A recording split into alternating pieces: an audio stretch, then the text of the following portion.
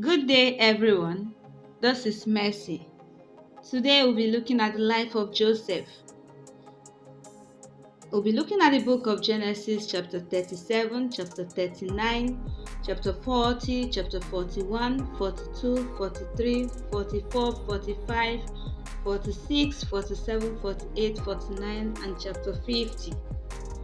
First, let's look at the meaning of Joseph. Joseph means God shall add. Joseph means God will add, or God shall add.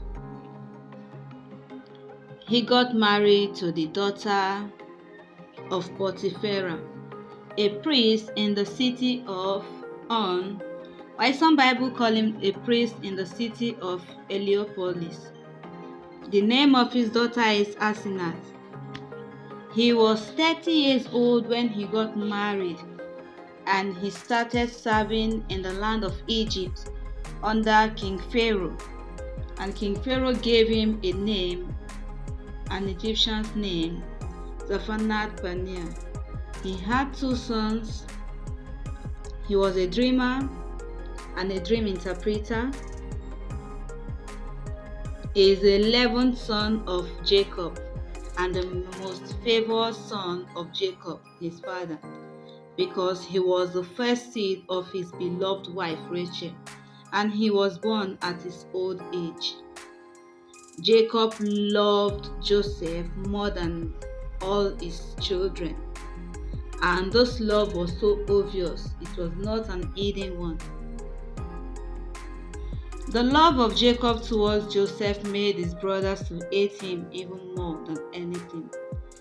Joseph had a dream which he explained to his family, but this made them to hate him even more because of his dream. One day, his father sent him to Shechem to meet his brothers, who had gone to take care of the flocks. When he arrived at Shechem, he was told they had gone to Dothan. So he headed towards that direction, and when his brothers saw him coming, they plotted against him.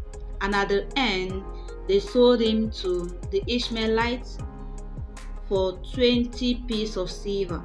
And they took him to Egypt, being the Ishmaelites took him to Egypt and sold him to a man called Potiphar, one of the king's officers, who was the captain of the palace guards.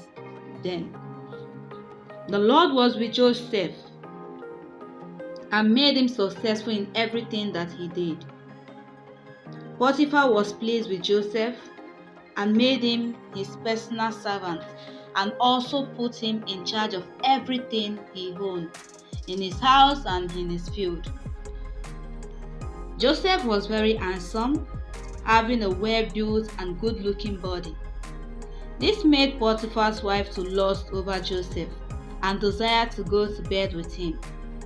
But Joseph refused, reminding her that Potiphar, her husband, made him overseer of everything except her. How then, Joseph said to her, how then can I commit such an immoral act and sin against God and man? She kept on asking Joseph day after day for sex, but he refused. But one day, when no one was around, all the servants were not around, Joseph went in to the house to do his house chores.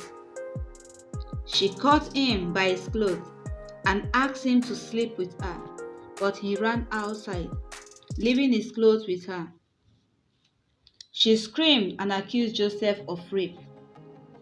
She said the same thing to her husband Potiphar when he returned, and he was so furious and had Joseph arrested and put in prison, where the king's prisoners were kept. The Lord was with Joseph, and the jailer was pleased with him and put him in charge of all other prisoners, and also made him responsible for everything that was done in the prison.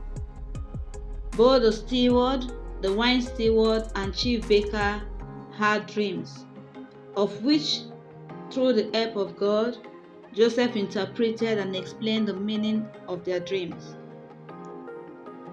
It happened after 3 days, just as Joseph had told them. The chief baker's head was cut off, while the wine steward was released and back to his former position. After 2 years, the king had disturbing dreams that no one could interpret them. The wine steward remembered Joseph and then told the king, who sent for Joseph immediately. When he got to the palace, he interpreted the king's dream and advised him on how to manage the 7 years of plenty and 7 years of famine. And the king appointed Joseph governor over all Egypt, and also removed his ring from his finger, which has the royal seal, and wore it on Joseph. He wore it on Joseph's finger. He wore him a robe and placed on his neck a gold chain.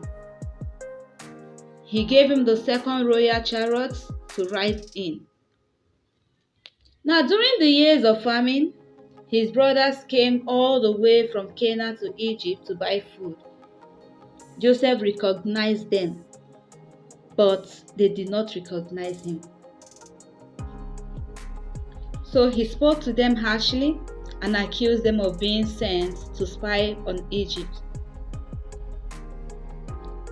Joseph decided to play along with them and asked the other 9 to go back to Canaan and bring their youngest brother with them. And in return, Simeon, whom he held captive, will be released. This is the only way they can prove to him that they are not spying on the land, but are brothers who came to buy food. Jacob refused to release Benjamin, but when the famine in Canaan became worse, he let him go after the firm assurance of his other sons. They got to Egypt with Benjamin, and Joseph made sure they are well taken care of. But on their return back to Canaan, Joseph set them up with a missing cup, which was found in Benjamin's sack. Just as it was said before the search, whoever is found with the cup will not return to Canaan. Seeing it in Benjamin's bag, this made all the other sons of Jacob to return back to Egypt, because they can't return without Benjamin. They continued to plead with the governor, not knowing it was Joseph, their brother, telling him how their father would die if he doesn't see Benjamin with them. When Joseph couldn't control his feelings again, he revealed himself to them and asked them to go and bring their father, for there was still 5 years for the famine to last. He sent his father 10 donkeys, loaded with corn, bread, and other food for the journey.